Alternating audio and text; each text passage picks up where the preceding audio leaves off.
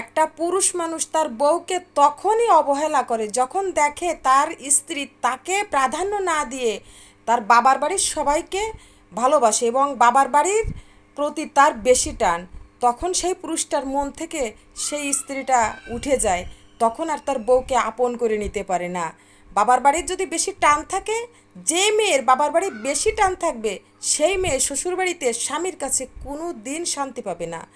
কারণ সে সবসময় বাবার বাড়ির ভক্ত থাকে, তার মা বাবা ভাই বোন এদের নিয়ে সবসময় গল্প করতে ভালোবাসে, এদের স্বাচ্ছন্দ্য বোধ করে, এদের সুখী দেখতে চায়, এদের প্রতি টান বেশি, মায়া বেশি। তাই বিবাহিত কোনো মেয়ে বাবার বাড়ির প্রতি যদি বেশি টান থাকে, তাহলে সে শ্বশুরবাড়িতে কখনো, তার স্বামী তো দূরের কথা, তার শ্বশুর শাশুড়ি পর্যন্ত তাকে ভালোবাসবে না।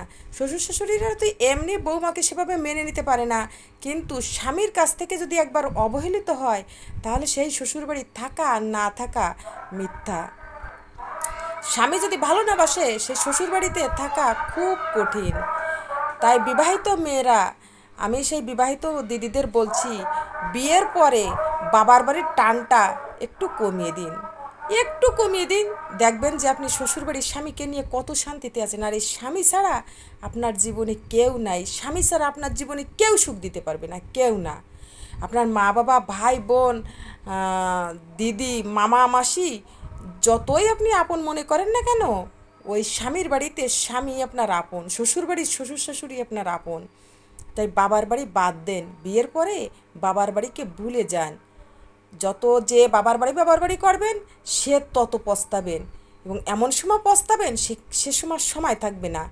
তাই দিদিদের বলছি যে বিয়ের পরে আপন করে নেন স্বামীকে, শ্বশুর শাশুড়ি দেবর ননদ স্বামীর পরিবারের সবাইকে আপন করে নেন।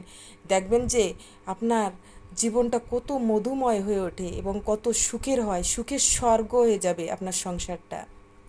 আপনি আপনার স্বামীকে নিয়েই সুখে থাকেন, ভালো থাকেন, বাবার বাড়ির কথা বাদ দেন। বাবার বাড়ি করেন না, 5 দিন 10 দিন 6 মাস থেকে দেখেন বাবার বাড়ি, তখন বুঝবেন যে বাবার বাড়ি বিয়ের পরে কী জিনিস, তখন আপনি হাড়ে হাড়ে বুঝবেন। তাই এখনও সময় আছে, বাবার বাড়ির কথা চিন্তা করেন না, বাবার বাড়ির কথা মাথা থেকে বাদ দেন। ও বাড়ি আপনার শান্তির জায়গা না, শান্তির জায়গা হচ্ছে আপনার শ্বশুরবাড়ির স্বামীর কাছে, আপনার স্বামীর কাছে হচ্ছে আপনার শান্তির জায়গা। তাই আজ থেকে স্বামীকে ভক্তি শ্রদ্ধা করেন, স্বামীর কথা শোনেন, স্বামীর কথা মতো চলেন, শ্বশুর শাশুড়িকে আদর যত্ন করেন, শান্তিতে থাকবেন, সুখে থাকবেন।